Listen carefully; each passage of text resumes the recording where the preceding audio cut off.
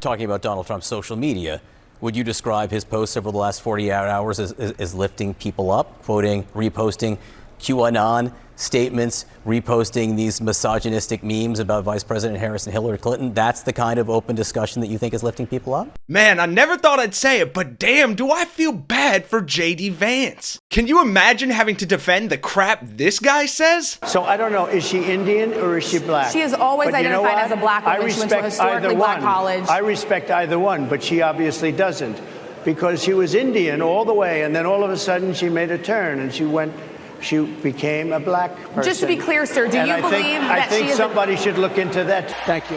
What a stupid question that is. What a stupid question.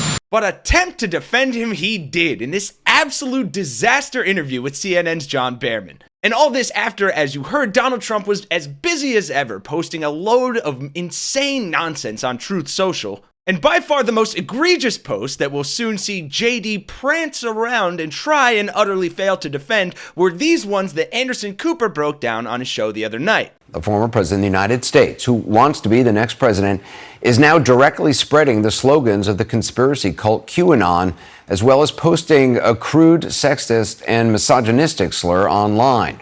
Reposting, to be precise, which means he didn't come up with it himself, but liked it so much that he wanted the rest of the world to see it, which is both a gentle introduction and a warning. One posting of several uses two QAnon catchphrases: "Nothing can stop what is coming," which refers to the so-called mass arrests of so-called deep state members, which in the warped world of QAnon is basically anyone who has irked Donald Trump. Another posting shows President and Hunter Biden, Nancy Pelosi, Hillary Clinton, Anthony Fauci, Bill Gates, and Vice President Harris in prison in orange jumpsuits. Dr. Fauci and Bill Gates presumably there for their advocacy of vaccination. Again, this is what the former president of the United States chose to rebroadcast to and amplify for his many followers. He did not look at this stuff, chuckle silently to himself, if that's what he would do, and move on. Instead, he wanted to give it the stamp of approval of the 45th and perhaps the 47th president of the United States. And then there is this, a photo of Kamala Harris and Hillary Clinton. The caption, which I'm not going to read out, is demeaning of both women and contains a vulgar reference to oral sex acts. Don't worry, Anderson, I'll help you out there. It says, "Funny how blowjobs impacted both their careers differently." Hilarious. Just basic locker room talk from the former frickin' president. I don't even wait. And when you're a star, they let you do it. You can do anything. Whatever you want. Grab them by the pussy. Now remember, again, this is the Republican candidate for president and the 45th president of the United States talking about two women who, no matter what you think of their politics, are two of the most accomplished women in American political history. All right, JD, let's see you squeeze into the skin of a normal person and defend all those family values you like to tout by condemning this absolute trash. Take it away. Oh, John, I think if you look at Donald Trump's full campaign appearances and, yes, his social media appearances, what you see is two things: a guy with an agenda to lower prices and bring back American prosperity, and a political candidate who isn't stodgy, who likes to have some fun and likes to tell some jokes.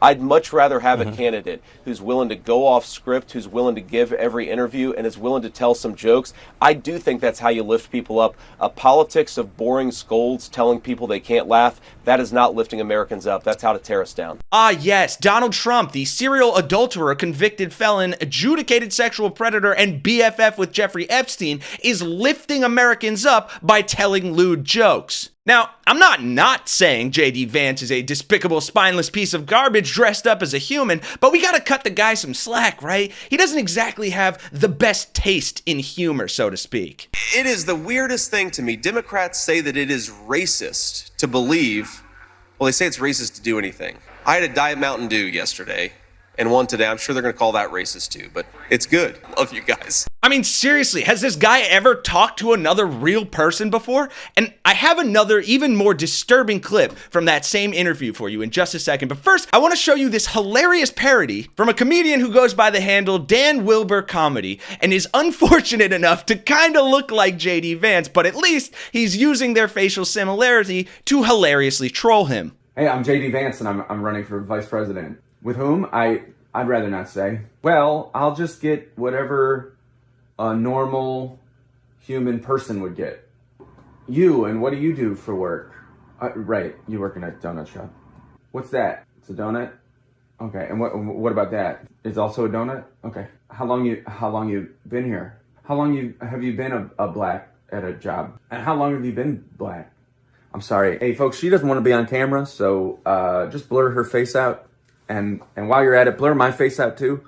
I don't want to do this anymore. I'm so sad. I'm so tired. And God, does that just feel all too accurate. The eyeliner, everything is spot on, including that last line about not wanting to do this anymore, because that interview from earlier did not get any better. And in fact, made Vance somehow look even worse when he was asked about posting one of his hilarious jokes on social media, making fun of a Miss Teen USA contestant. You on Twitter posted a clip from a Miss Teen USA beauty pageant from 2007, Caitlin Upton, and you wrote, "I have gotten a hold of the full Kamala Harris CNN interview." Now, this thing that surfaced around the internet for a few years, she struggled answering a question back in this beauty pageant. And just for quick reference, here is that clip that he posted and is talking about. Recent polls have shown a fifth of Americans can't locate the U.S. on a world map. Why do you think this is? I personally believe that U.S. Americans are unable to do so because some people out there in our nation don't have maps, and I believe that our education, such as in South Africa and the Iraq, everywhere such as, and obviously she struggled. Sure, you're aware, in 2015, Caitlin Upton did an interview with New York Magazine about all the social media attention this clip got, and she said, "I definitely went through a period where I was very, very depressed, but I never let anybody see that stuff except for people I could trust. I had some very dark moments where I thought about committing."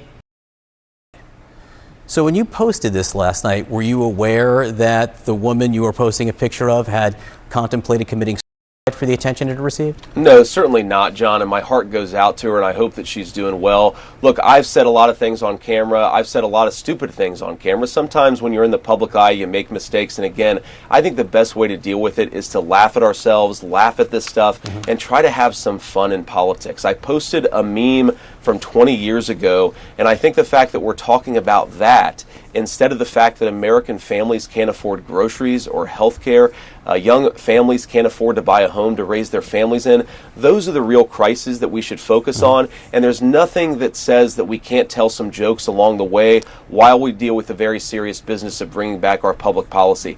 Politics has gotten way too lame, John, way too boring. You can have some fun while making a good argument to the American people about how you're going to improve their lives. Okay, I just want to be clear, though. You said you did know. Would you like to apologize to Caitlin Upton for posting that last night, given what you've now learned? John, I'm not going to apologize for posting a joke, but I wish the best for Caitlin. I hope that she's doing well. And again, what I'd say is one bad moment shouldn't define anybody, and the best way to deal with this stuff is to laugh at ourselves. You know what, juvenile Dick Vance? I'm glad you said that, and I agree. Hey, you don't have any lean protein back there, right? Like some Soylent or tilapia or something? No, just donuts.